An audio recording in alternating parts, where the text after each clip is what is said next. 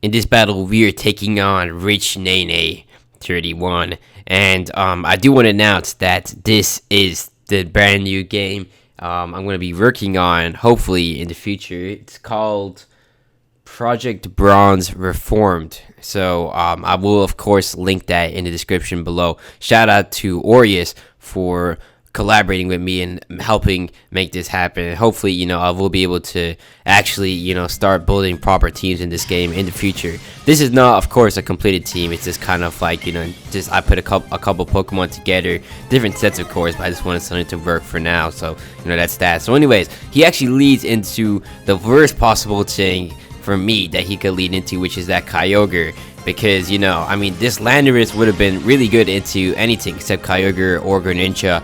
And, of course, he had to go for the first one, which is Kyogre, because at least with Greninja, I could just go into Snorlax. And, typically Greninja doesn't have enough power output to really be too scary if you have enough bulky Pokemon. But Kyogre is a different story. So I'm going to have to go into Starmie and pray he doesn't have any good coverage. And he does. This is a proper PvP Kyogre right here, so this is gonna be deadly. And this team is not too well suited for a Pokemon like Kyogre, so I'm gonna go into Snorlax here because I'm sure I'm gonna be able to live a hit, and I'm just gonna pray I get that paralysis with the body slam. That's probably why I'm running body slam over return, because I kind of want some more utility out of this Snorlax. And this is of course the assault vest set that I'm running here.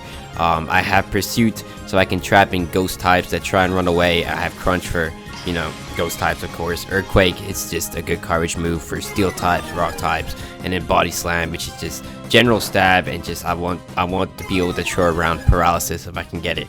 So anyways, he goes into Buzzwole, which is a relief because I did not want to deal with that Kyogre, and I go into my Landorus because this should have an overall good matchup against Buzzwole's stab type combinations. And what I wanted to do was get those Thud Rocks set up so I can get some chip damage and everything coming in, because I didn't really see that this guy had like a good anti-hazard Pokemon. So from what it seems like, whatever hazard goes up are gonna stay. So that's that. So now of course on the Greninja, I'm gonna go into Snorlax because Snorlax is just a blanket check to this guy. It has incredibly good physical defense on my set, and I'm also running Assault Vest, so it's good on both fronts. So I'm just gonna be able to eat up hits, and I'm firing off powerful attacks back with my really strong body slam. That's a 2-shot right there in Greninja. So we're gonna take care of that Greninja. That's a good job from Snorlax. Definitely some good value right there. And he's gonna go into Kyogre.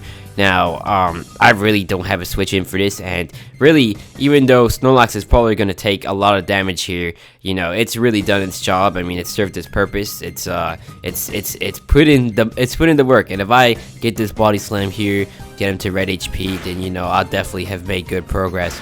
So yeah, we bring that Kyogre down to red HP, so that's in range for Conkeldurr to finish him off with a Mach Punch, and he finishes me off with another Surf. Unfortunately, Snorlax definitely did put in the work there though, so that Kyogre was a big problem to this team especially. So I definitely needed to make the sacrifices to weaken it and get it out of the way.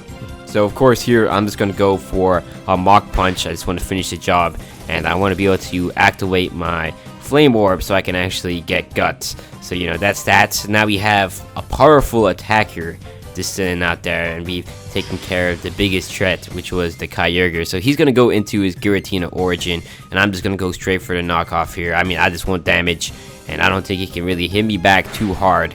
And yeah, that is really bad damage, and we get some pretty good HP off of this Giratina Origin right here. And you gotta consider, this is by no means a weak Pokemon. Like, Giratina is extremely bulky, so this Conkeldurr hits like a truck.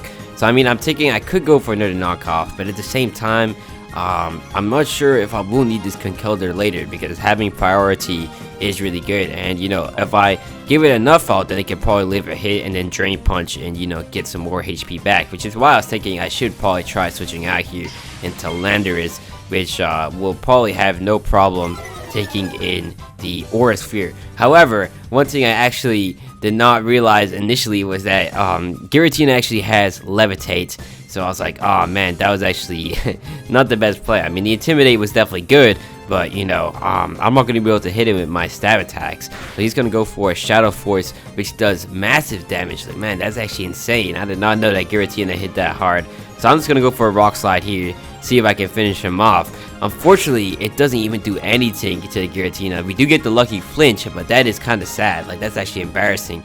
So I'm just gonna go for round 2 here of the Rock Slide, and he actually switches out into Pidgeot. Now that play is definitely questionable. I don't think I would have done that myself personally, but you know, I'm not gonna complain. So we do get some really big damage, and that's enough damage to where if he doesn't have Roost, he's not gonna be able to switch out anymore. Because if he switches out, Stub Rock will finish him off. So you know, now I'm gonna probably just go into Cofagrigus, because I mean, I'm not sure what this is. You would think it would be a Mega Pidgeot if someone's running Pidgeots. No one normally runs the standard model. So you know, I'm going to go into Cofagrigus here. So I mean, I don't know, I just kind of want to get some Toxic Spike set up, and then I can bring in, like, you know, something else like Conkeldurr to just revenge kill with Mach Punch if need be.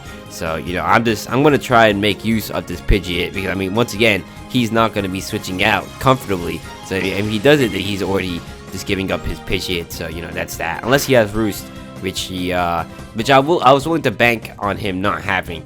So you know, here I'm just gonna fire off the Toxic Spikes. I definitely want to set up a mild inconvenience for this guy.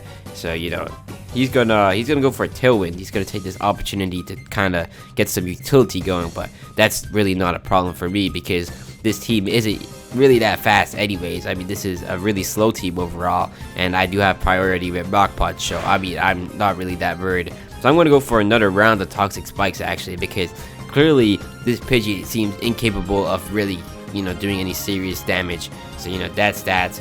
I think I was pretty satisfied once I got that second layer of Toxic Spikes up, because that would ensure that, you know, Pokemon like Blaziken, which can't get burned, will still be hit by my Hex, and you know, they're all going to be on a timer at this point onwards. So now I'm going to go into my Landorus Therian here, just to get off another Intimidate, and I'm going to just U-turn. I was thinking that, you know, I might actually be able to regenerate enough HP as his Twister does damage, if that makes sense. And I also do want to kind of burn his turns on Tailwind, just in case, you know, just in case it actually does come back to bite me, which is still unlikely, because I mean, the only Pokemon that would suffer would be Walcarona after a couple of Quiver Dances, and you know, that still probably wouldn't be too much of a problem.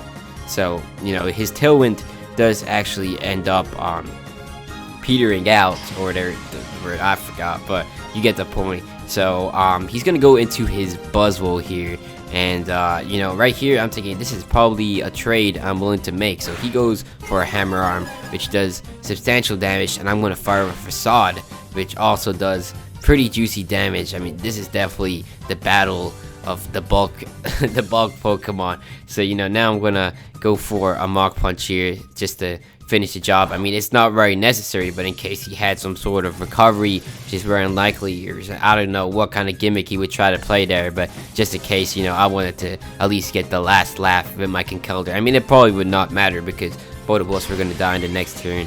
I mean, I could have switched out, but I don't think it was necessary.